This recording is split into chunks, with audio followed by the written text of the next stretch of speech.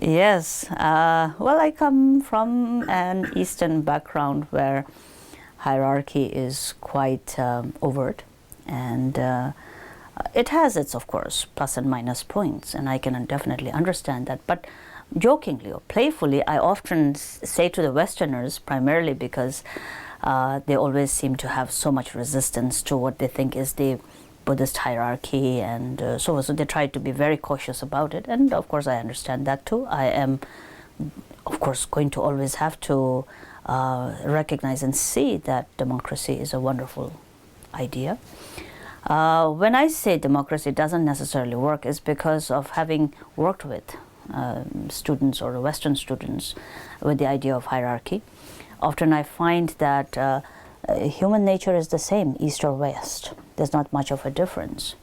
And hierarchy, or very overt hierarchy, of course, the kind of dictatorialness and the misuse of power is, of course, a very negative thing.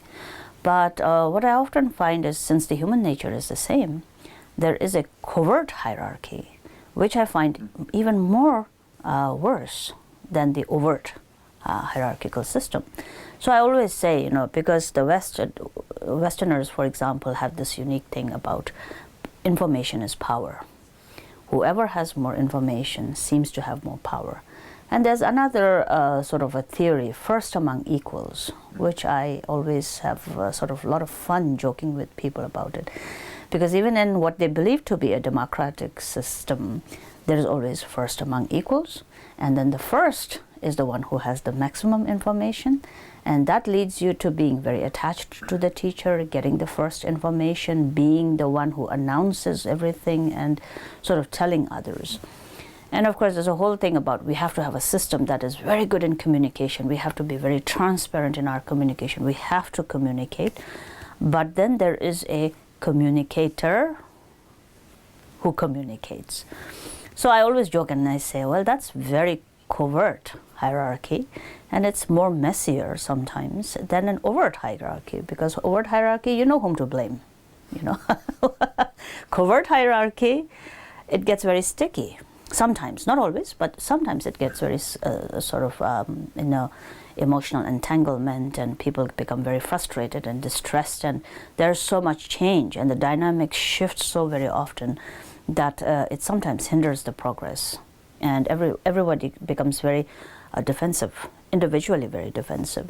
So I think a good balance would be somewhat, a democratic hierarchical system. I don't know whether such a thing exists, but one can always hope for basic sanity to prevail.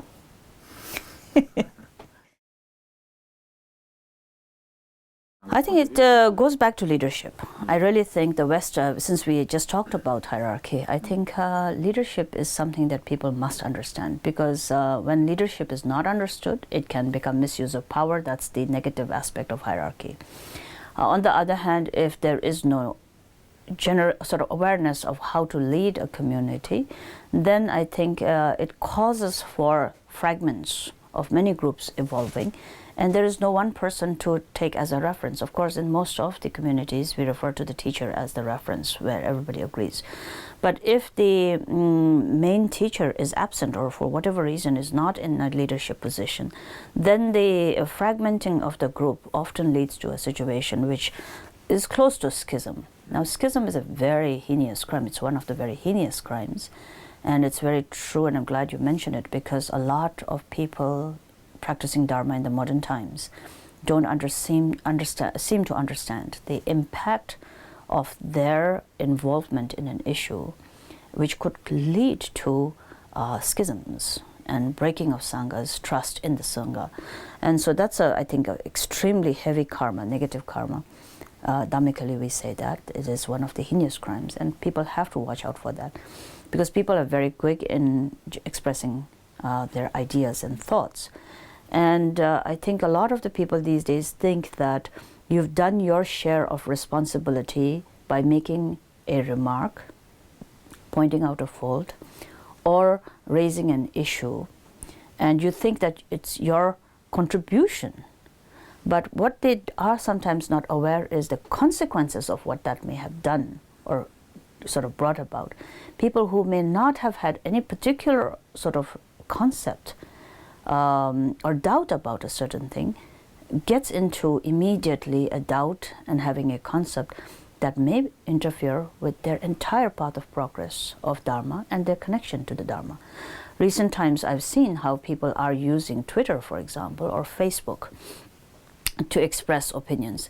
And sometimes you see a single one-liner, a remark made, I'm sure without the intention to create so much doubt. But I often think about the impact it might have on a person who's about to take refuge or who's about to go and explore meditation and connect with the Dharma, and who may chance upon that kind of a crazy expression.